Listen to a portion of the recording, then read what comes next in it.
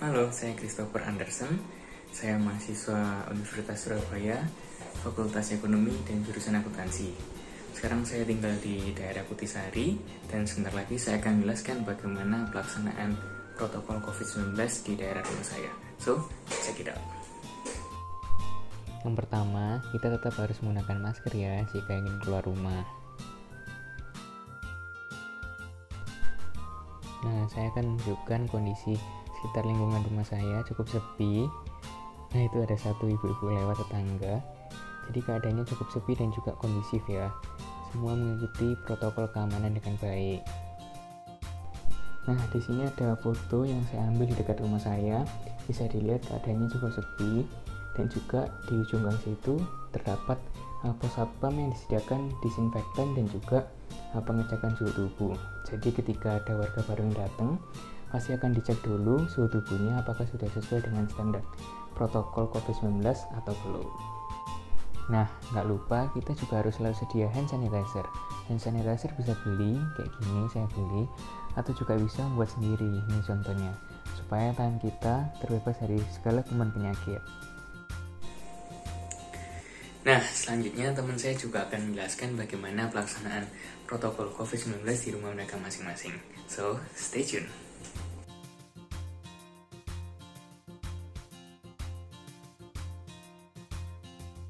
Halo semua, aku Patricia Beatrice. Hari ini aku mau cerita sedikit tentang protokol kesehatan di sekitar lingkungan tempat tinggal aku. Jadi, aku tinggal di Surabaya bagian selatan, tepatnya di Pondok Chandra. Buat kalian yang nggak tahu Pondok Chandra itu kayak gimana, Pondok Chandra itu dilalui sama jalan raya. Selain ada jalan raya, juga ada jalan tol. Sehingga sulit banget kalau misalnya mau dilakukan pembatasan. Jadi untuk protokol kesehatan, lebih ke arah masing-masing kompleks. Dan di sini Pondok Chandra itu punya banyak kompleks. Jadi mungkin untuk protokol kesehatannya lebih ditekankan di masing-masing kompleks. Aku tinggal di Kompleks Durian. Di Kompleks Durian ini sudah diterapkan yang namanya protokol kesehatan, seperti social distancing. Sebelum adanya corona, orang selalu ngadain seperti pertemuan seperti buku arisan atau pertemuan bapak-bapak. Bahkan biasanya setiap menjelang kemerdekaan 17 Agustus, para warga akan dikumpulkan untuk melakukan kerja bakti. Bahkan setiap tanggal 16 malam kita bakal ngadain malam tirakatan untuk merayakan kemerdekaan. Dan di tanggal 17-nya biasanya ada lomba 17-an untuk anak kecil. Namun dikarenakan adanya COVID-19 ini, semua kegiatan itu harus ditunda atau ditiadakan. Mereka hanya berkoordinasi melalui grup WhatsApp yang dibuat oleh RT ataupun RW. Selain itu, pengurus warga RT atau RW juga menyediakan penyemprotan disinfektan di bagian depan pos satpam, sehingga setiap kali ada kendaraan yang mau masuk, baik itu mobil ataupun motor, tetap harus disemprot oleh disinfektan. Kemudian awalnya perumahan saya itu memiliki 3 pintu masuk, karena sejak ada COVID-19 ini pintu masuk itu jadi tinggal 1, sehingga akan lebih mudah untuk satpam lebih mengawasi. Tidak hanya itu, pengurus RT dan RW juga selalu memberikan penyemprotan disinfektan secara massal di gang-gang di perumahan, sehingga kita warga menjadi lebih merasa aman dan steril. Selain itu, pengurus warga juga selalu mengingatkan dan mengimbau kepada masyarakat untuk bisa selalu menggunakan masker, kemudian selalu mencuci tangan, dan selalu menjaga jarak aman. Para warga yang antusias dengan hal itu juga saya temui ada beberapa rumah yang menyediakan tempat cuci tangan di depan perumahan mereka. Jadi setiap kali ada orang yang hendak masuk atau mengantarkan makanan, akan selalu cuci tangan dulu di depan rumah, baru kemudian bisa memberikan barang tersebut kepada pemilik rumah. Sekian cerita dari saya. Buat kalian, tetap di rumah aja. Jangan lupa pakai masker kalau keluar rumah, sering-sering cuci tangan, kemudian jaga jarak dan jaga kesehatan. Terima kasih.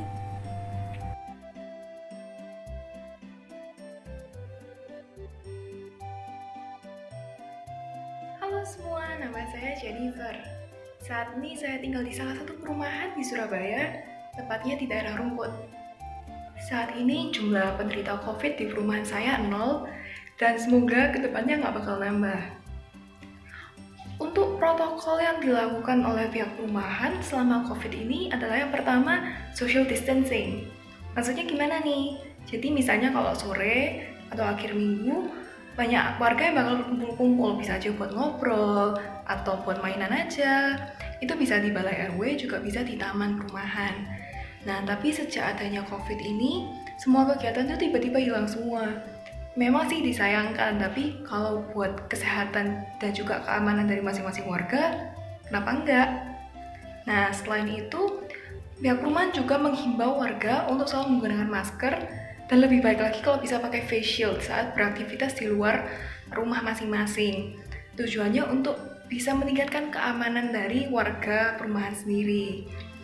Nah, selain itu, untuk bisa masuk ke dalam perumahan, Satpam akan selalu mengecek apakah kendaraan bermotor atau kendaraan yang tumpangi memiliki tanda stiker, tanda perumahan. Jadi kalau misalnya nggak ada, harus minta izin terlebih dahulu.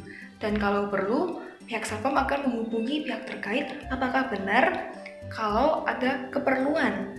Tujuannya apa nih? Supaya nggak semua orang bisa masuk ke dalam perumahan, supaya benar-benar orang yang memang ada keperluan atau warga yang bisa masuk ke dalam perumahan. Sampai saat ini, menurut saya pribadi, protokol yang diterapkan ini sudah efektif sih. Karena hingga saat ini warga dari perumahan ini sehat-sehat aja.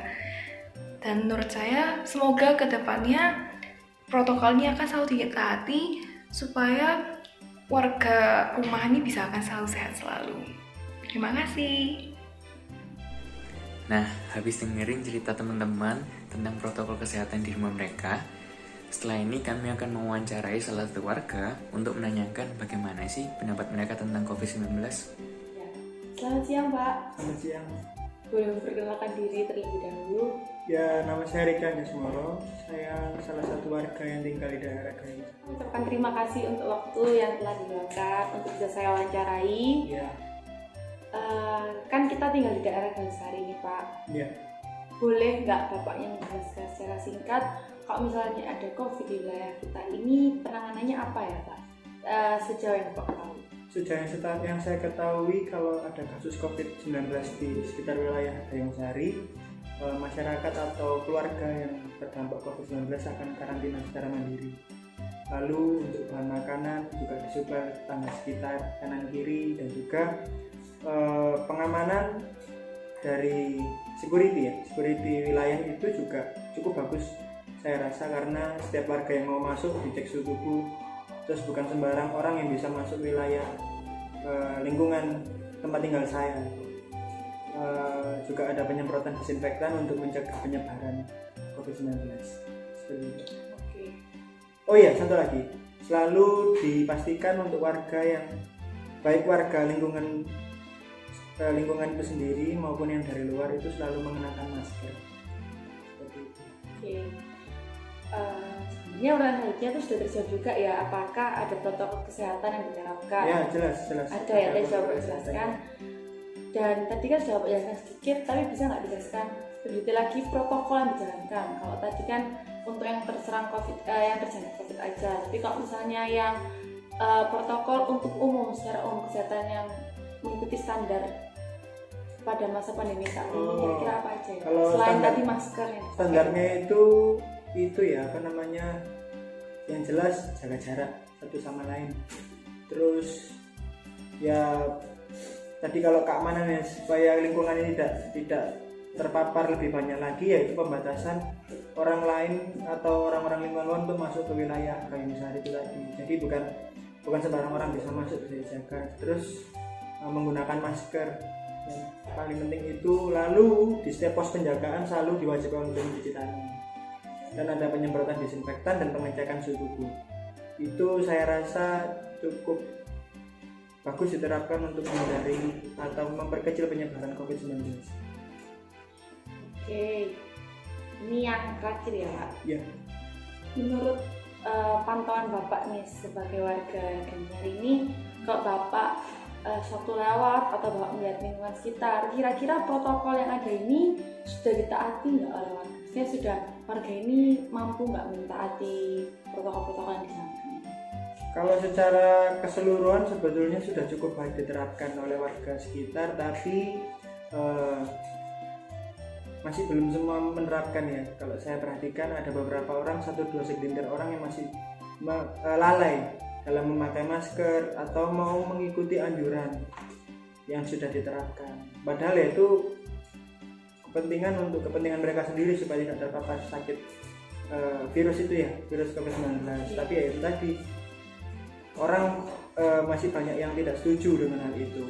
Ya, tapi kalau saya perhatikan ya cukuplah mereka untuk menerapkan pemakaian masker, cuci tangan, warga cukup baik. Oke Pak ya. Ya. Oke, berarti udah cukup baik, cuman masih harus ditingkatkan lagi. Masih harus ditingkatkan lagi. Baik Pak, segitu aja. Kalau begitu terima kasih untuk waktunya ya Pak.